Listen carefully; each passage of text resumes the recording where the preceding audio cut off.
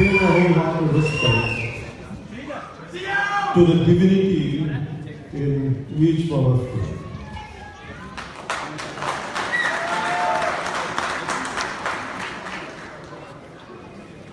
To the Honorable Mayor, Mr. Jim Donches, the Honorable Congressman Paul Holt, and Senator Betty Lashley, and Sri Upendra Chukula, and Sri Lata Mangalpudi, and Sister Paula, and to the rest of the dignitaries. I vote you all with my whole respect from India, from the Indian people.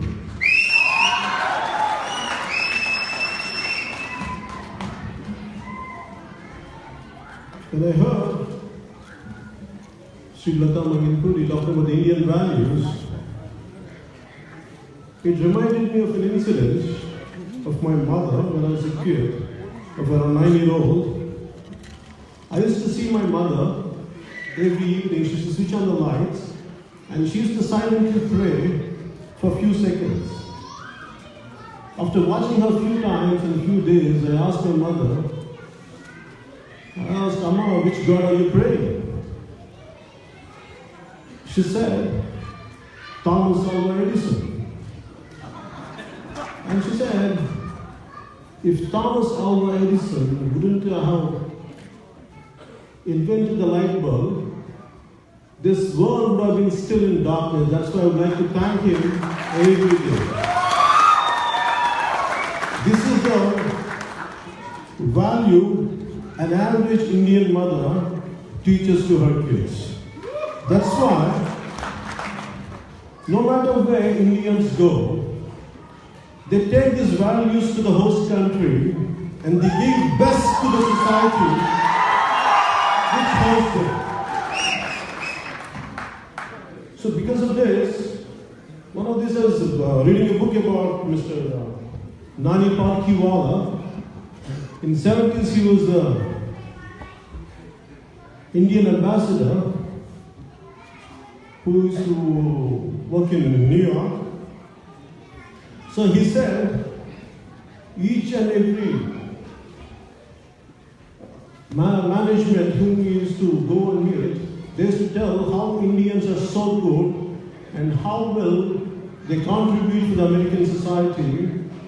And they were profusely there to thank him for the greatest human resources India has developed for the world and for the America.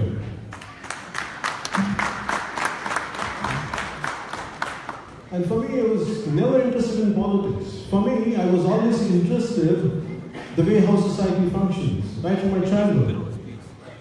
Though I was not highly educated, I was a school dropout, but I had never stopped learning. Still, I'm a student. I keep learning. I keep studying. Right from my childhood, I never aspired to be an actor, and I never liked acting. Always I wanted to know how the society functions. So for me, the politics, being in politics is a natural progression to me. But from being in cinema, as an actor, it is very difficult for me to dance with heroines and to say some kind of dialogue. I feel very awkward to say that in reality. But you tell me to fight for the people, for the problems people face in real life, I feel very alive. I will feel good about it.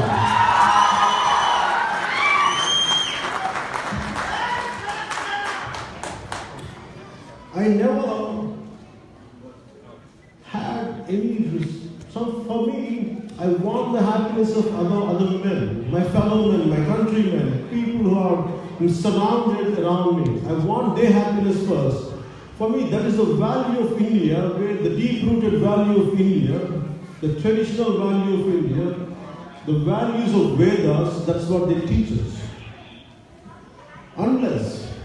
But as time goes by, the values will be corroded, will get corrupted because of a few selfish individuals. Do we keep quiet? Do we have to finally, without even saying a word, Do we have to confine to our fears, or do we have to break the barriers of our fear and be courageous and confront whoever is corroding the society and whoever is dividing the society? For me, that kind of attitude, the prevailing attitude in our contemporary political situation, in our contemporary politicians, it created deep resentment in me. I kept quiet for so many years, right from my childhood. I know as a kid, always there was a great angst and pain in me. But after some time, after becoming an actor, I was successful, I was good, but I never felt the comfort in me. I could never feel the adoration and love you showered on me. I never felt good. For me, you give me so much of love, you give me so much of adoration. Mere doing influence, mere entertaining you was not satisfying me. So unless I come out and address the issues that people are facing, then only I felt some kind of relief.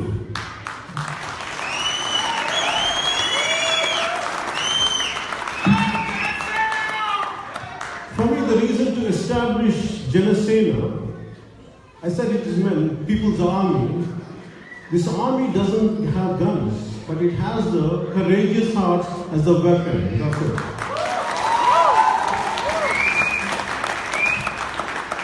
There's a saying in Telugu, it's called Dhairya Sahas Lakshmi. It means when you have the courage, everything follows. Even the wealth follows. Prosperity follows. But if you lose courage, you lose everything. That's why always I prefer to have courage than wealth. I'm okay to lose wealth, I'm okay to lose money. But I prefer to have courage in each and every cell of my body.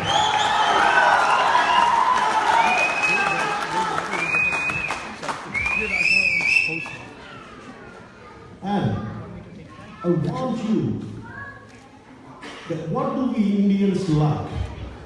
When we talk about India, I feel great pride. I take humongous pride in being an Indian. That's the reason in all my films, I used to put some kind of the nationality, the nationalism, as a part of my, instead of dancing with the girls and heroines, I prefer to do songs on nationalism because sometimes our freedom we have achieved, we take it for granted. But do we know how much blood and how much lives have been sacrificed for the freedom we are enjoying today? I want to remind everyone to at what cost we have the freedom and how we are enjoying it, by whose cost.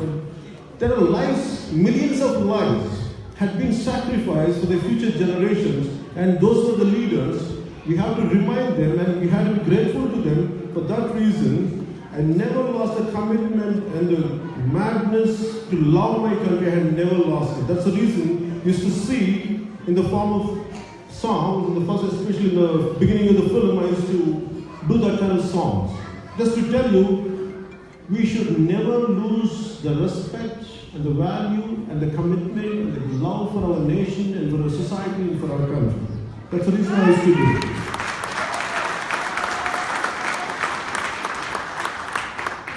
I want to tell you, cultural diversity. India is a unity in diversity. That's what we say. That's the main country slogan, unity in diversity.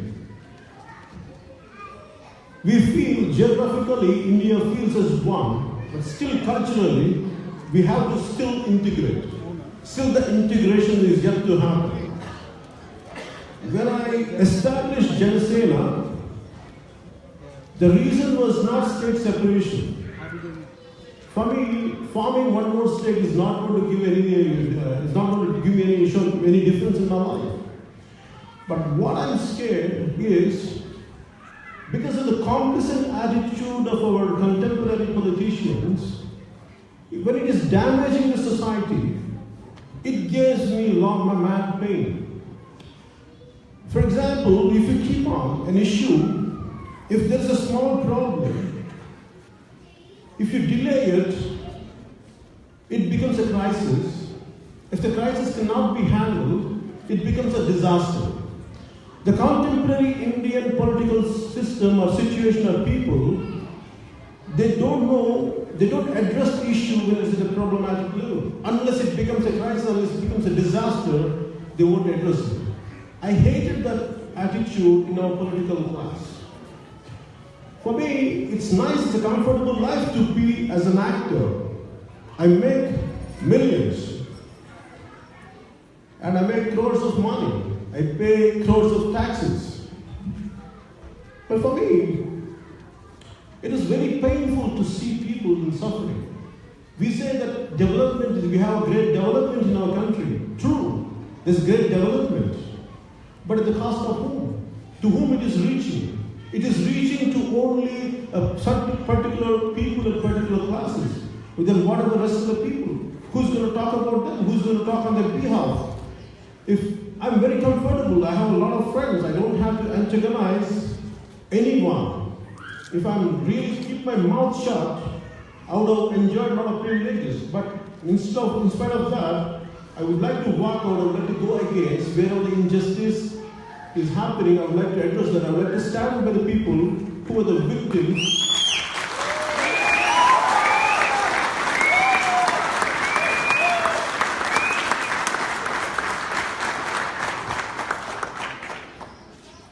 So for me, when I had seen the divisiveness in our country, Nani Palkiwala, who is my great role model, who worked as the ambassador of India in 70s America, ambassador for India.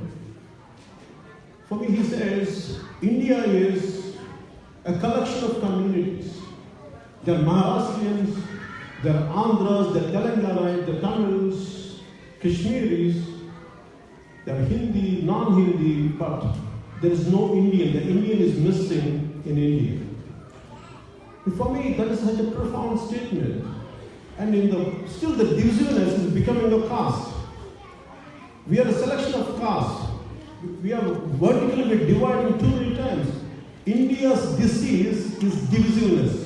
Somewhere we have to stop the madness of this divisiveness. Somewhere we have to feel that we are one. We belong to one nation. Unless we feel as one, we act as one, we cannot attain the goals intended for the greatness of our nation. So Swami Sri Aurobindo says, India is the Godhead. India can be the leading light for the rest of the nations of their spiritual strength. Unless we all become one as a nation, we can have our differences. That's what I keep telling my friends. I said we can speak different languages, we can have different value systems. But somewhere deep down, all of us should feel that we need each other to survive. Unless we don't feel the affinity, we don't feel the brotherhood, we can't contain ourselves as one single unit called India. The reason why established Janasena, it's okay to the state to get separated. My anger on the political class and the contemporary politicians was, when the issue was around 30 years back, the result is the mistakes consistently done by the politicians of generations. It means say like every 5 years, like the government changes, but the legacy continued of complacent attitude was continued. The result, who we are paying it? The mistakes done by elders, we will be paying the mistake. We'll be paying for their mistakes. And why should a mistake done by a yesteryear politician, why I have to face the problem? Why I have to face the brunt? That was my anger. And no one talks about it. Everyone is in a blaming business. A guy is like this, these Andhras are like that, this Telangana is like this. For me, the issue is not about Telangana or Andhra or some other region or sub-region. The issue is, if all the lawmakers, the political executives, if they would have done their job, if they would have addressed the issues at a problematic level, we wouldn't have achieved, we wouldn't have gone towards a disastrous side. That's the reason I came into politics, to address this disease called divisiveness in India. Because it is going to hurt the integrity of our nation. And today we feel everyone goes to Gandhiji. We talk great about Gandhiji. In reality, how much we are practicing the values which they taught us. We don't follow them. It's okay. We garland them. We bow to them. We respect them. In reality, we never practice it. At the same time, Ambedkar, we like to say that we need a casteless society. Everyone feels they show that we respect Ambedkar. In reality, they don't practice it. For me, I prefer to be a man of action than a man of words.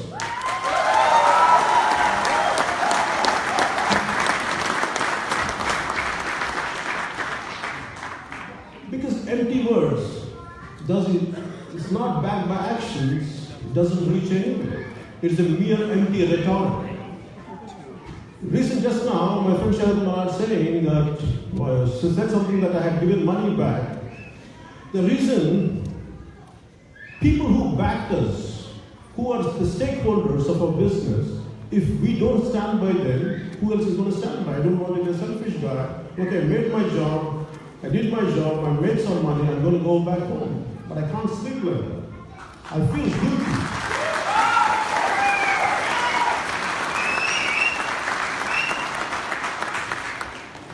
I want, as Sri Lata Manipuri says, as you migrated to America, I want you, and this is what I believe in, we can't behave as an exclusive society. We have to somewhere bring our core values. We should confine, we should keep it with us. At the same time, we have to integrate with the whole society.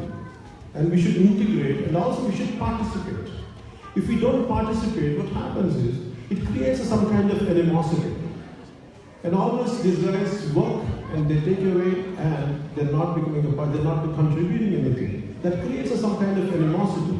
That's the reason all of us, somehow we should participate in the host country wherever we are, whether it could be US or it could be any other country or Europe, somewhere we have to contribute back.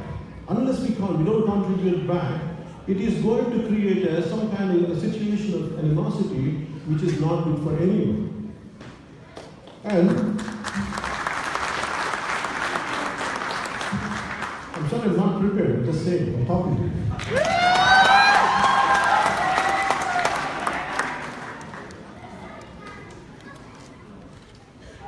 And for me,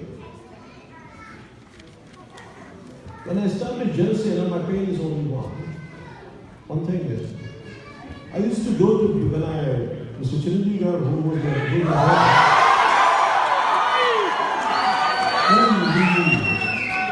and before that, before coming establishing Janasena, I started a NGO organization called the Commonwealth Protection Force. It's called CPA. Why I did that is, there is so much injustice, so much of injustice. I could see everywhere I go, this mad injustice.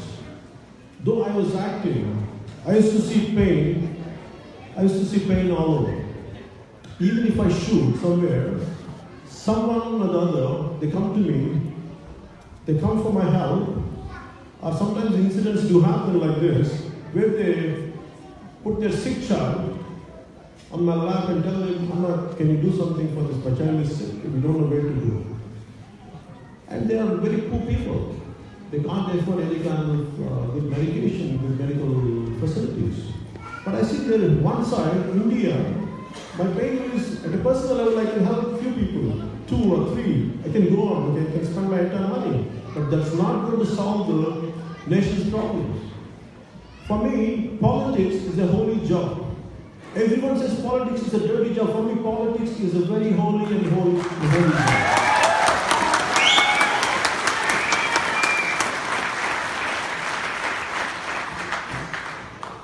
Always the Constitution of America, the Constitution of India, they are the most noble things. They are the most noble books. With the noble intent, it was written.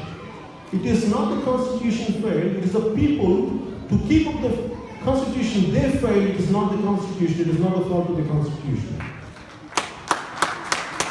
For me, I felt this way. When each one of us, if we don't contribute in our own nice way manner, whatever way, whichever way, for me, I thought, being an actor, what can I do? It's easy to say, in 2.5 hours, I can talk a lot. I can fight with the bad guys, I can solve the issues, I can go back home, and I can sleep. It's a comfortable thing for me. But I question myself, to come into real life and face the real issues is a real challenge. The only way I realized is come into politics. Politics didn't come to me after I became an actor. Ever since I was a kid, I never knew it was called politics, but I always thought, how could we address the problem?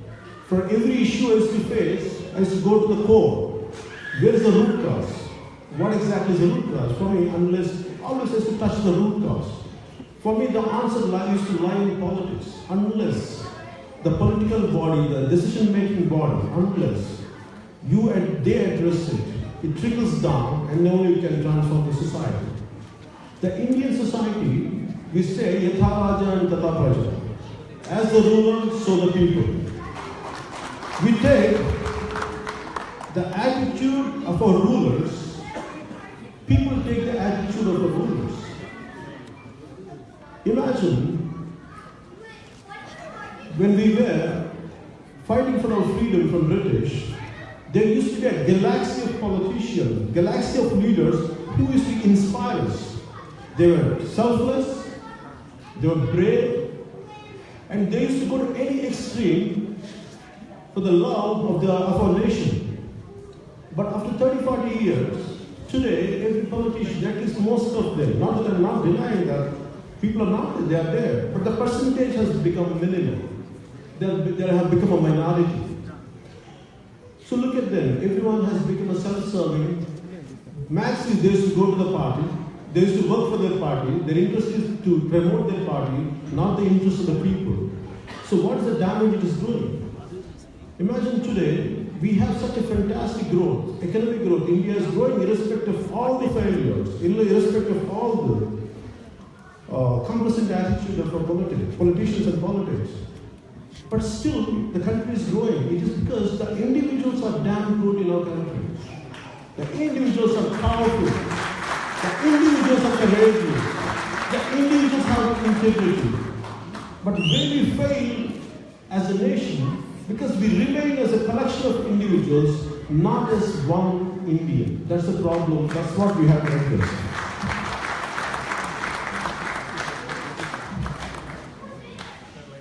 And I request you, see politics. I want you to come out of your comfort zones. That does not mean you have to come out onto the roads and you have to do a protest. No, not necessarily to be that.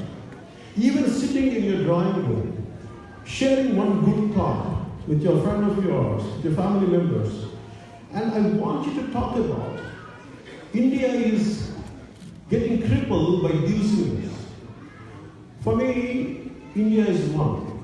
People say that I belong to one caste, people say that I belong to one religion, people say I belong to one religion. For me, either a Hindu or a Muslim or a Christian or a Sikh, anyone, they feel the same to me. Because we're filled with the same blood, same humanity.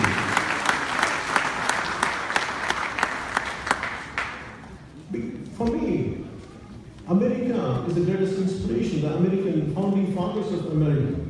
They're the greatest inspiration for me. Abraham Lincoln, George Washington. For me, I'm a man, a lover of Henry David Thoreau.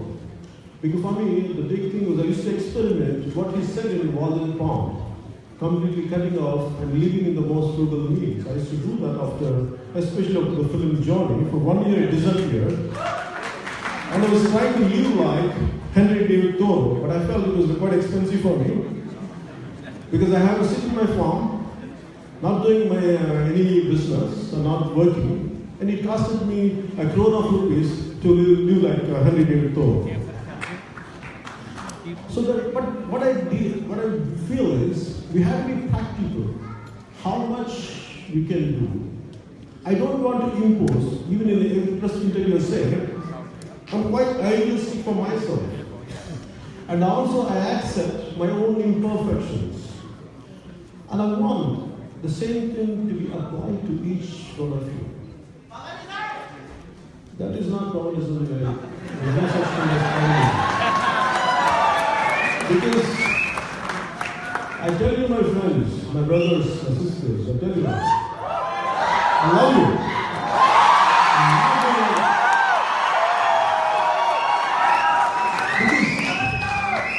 We have enough isms. Isms are destroying the nation. We need just one ism, it's called humanism.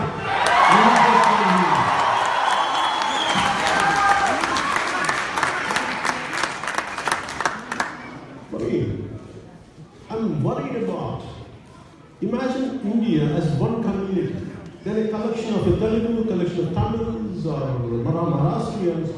If India behaves as one community, as one nation, even in America, it is going to do a great benefit for the Indians as expatriates and also for the host country, America.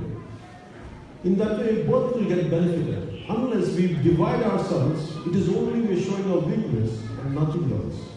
And I want you to look at politics. I want you to establish, I want you to do good for this nation called America. And I want you to, how much ever you contribute back to the country we came from, in your own way. Maybe it could be a kind word. At least a healing word is enough. One healing word makes all the difference. And I want you to heal the country which is being divided consistently. The verticals are increasing every day. It could be a caste, it could be a different caste within Andhra Pradesh and Telangana. We call it as Kaupu or Nalgam, Reddy. This is all, what happens? I want you to go beyond this caste. When we come back when we go to America, we can't see the difference. I don't understand this caste. Unless we feel as one, we go beyond this caste. I'm telling you, it is very humiliating and demeaning for me to tell my kids that you are a caste. I hate that attitude.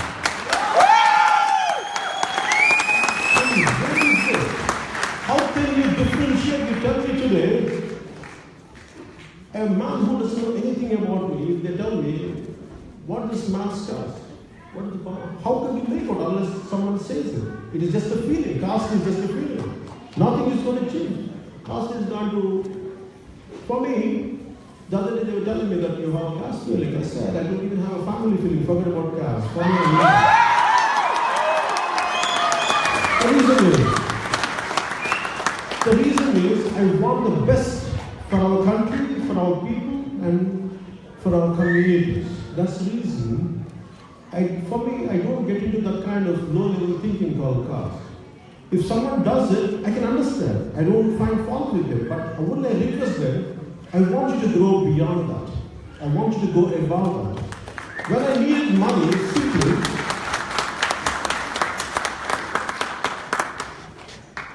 for example, for me, I'll give you an example. If you go to the cinema, as long as the cinema is entertaining you, you don't see who's performing there. Whether you belong to your family, it could be a caste, it could be a religion doesn't mean it's irrelevant.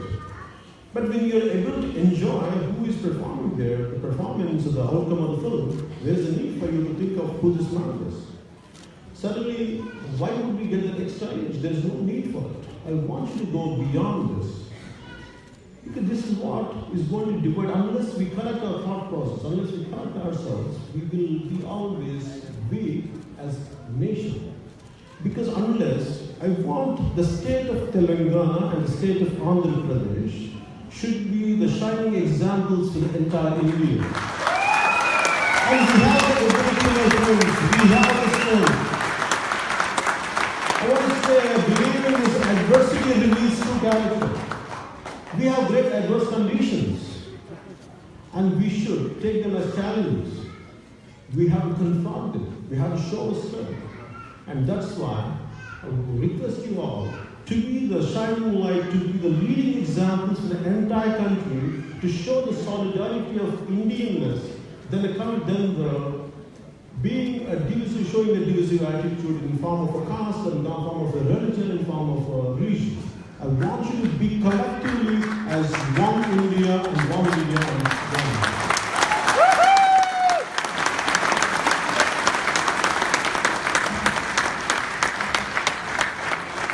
For me,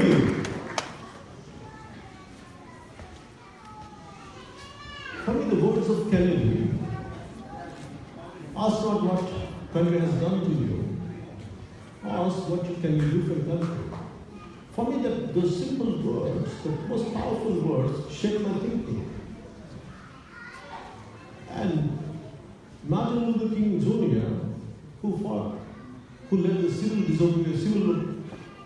rights movement, is a great inspiration for me. Always, every day, I read their lines, I read their books.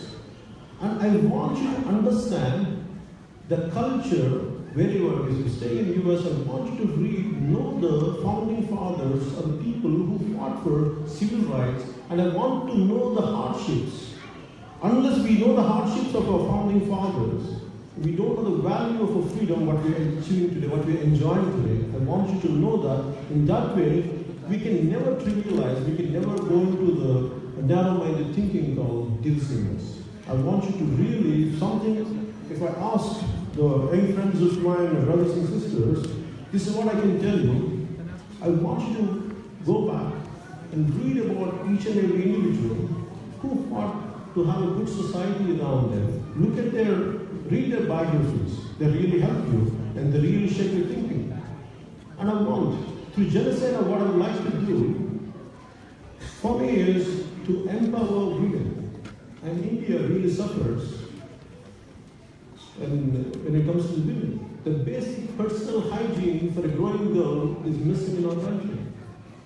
And there's so many issues when it comes to education. There are no good, everyone says, even we are having a conversation yesterday morning, and we said we have a great demographic dividend. We're talking about between the 19 to the 28, the age is, we have great people, a great percentage of youth is there. But unless we channelize them as a powerful and potent energy, which we could channelize for the betterment of our society, it is going to be a devastating situation than a dividend. That's what we have to understand. That's the reason I want you to guide people around you. First, I want you to educate yourself. Education is not about degrees. Education is not about scientific achievement. It is also about human angle to it.